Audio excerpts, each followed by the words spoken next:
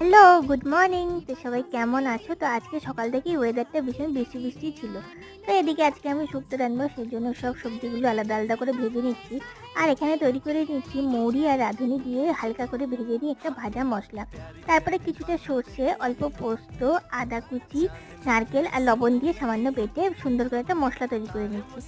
এরপরে বড়ি আর বেগুনগুলো হালকা করে ভেজে উঠিয়ে রাখলাম। এরপরে মিষ্টি আলুটা হালকা করে ভেজে নিচ্ছি। তারপরে তেলের মধ্যে শুকনো লঙ্কা, পাঁচফোড়ন বা রাঁধুনি ফোড়ন দিয়ে ভেজে নিচ্ছি আলুগুলো। তারপরে দিয়ে দিচ্ছি সর্ষে আর পোস্তর ওই তৈরি করে রাখা পেস্টটা।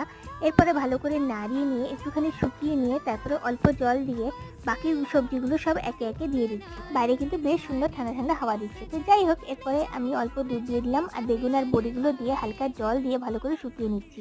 এরপরে দিয়ে দিচ্ছি ভাজা মশলার সেই গুঁড়োটা এবং লাস্টে নামানোর আগে অল্প ঘি দিয়ে দিচ্ছি। অন্যদিকে বাইরে কিন্তু বেশ রোদ উঠে গেছে। তো আজকে এই পর্যন্তই। ভালো লাগলে অবশ্যই সাবস্ক্রাইব করে দিও। টাটা।